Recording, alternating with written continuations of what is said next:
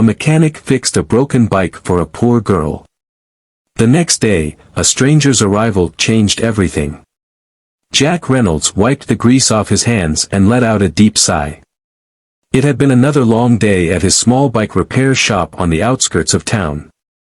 Business was slow, and bills were piling up, but Jack wasn't the kind of man to turn anyone away, especially not a child in need.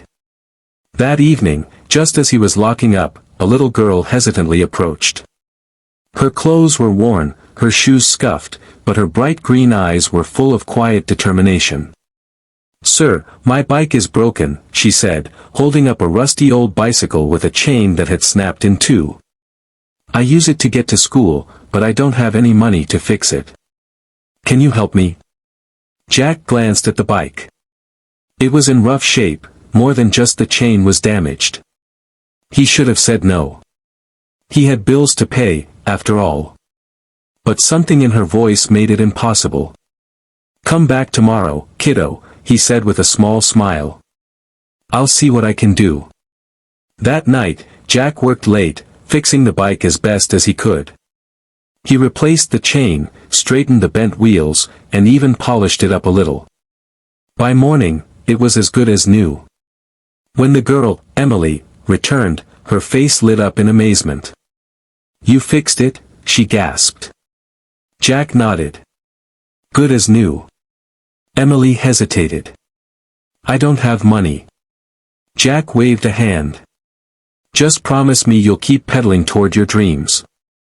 Tears welled in Emily's eyes. "I promise," she said before riding off, her laughter echoing in the morning air. Jack smiled as he watched her disappear down the street, but the warmth in his heart didn't erase the reality of his own troubles. His shop was barely surviving. How much longer could he keep going like this? Then, everything changed. The next day, a sleek black car pulled up outside his shop. A well-dressed man stepped out, his piercing blue eyes scanning the small garage. Jack had no idea who he was. "Are you Jack Reynolds?" the man asked. Jack nodded, wary. "That's me. How can I help you?" The man smiled. "Actually, I'm here to help you." Jack frowned. "I don't follow." The man took a deep breath. "My name is David Carter. I own a company that supports small businesses. I heard about what you did for my little sister, Emily." Jack's eyes widened. "Emily is your sister?" David nodded. "She came home yesterday beaming. She told me about how a kind mechanic fixed her bike for free.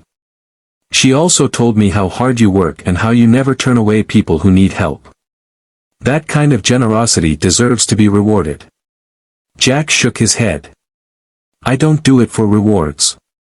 And that," David said, "is exactly why I'm here. I want to invest in your shop. Help you expand. Give you the resources to keep helping people, but without struggling to make ends meet." Jack stared at him, stunned. "You do that? For me?" David smiled. "You already did something priceless for my sister. Now, let me return the favor." Tears prickled Jack's eyes, but he blinked them away. He had spent so many years giving, never expecting anything in return. Now, kindness had come full circle. A week later, Jack's little repair shop had a fresh coat of paint, brand new tools, and enough business to keep him going for years. And at the center of it all was Emily, riding her newly repaired bike, her laughter still echoing in the air, a reminder that one small act of kindness could change everything. Moral of the story: kindness is never wasted. Sometimes, the smallest good deeds have the power to create ripples that change lives in ways we never expect.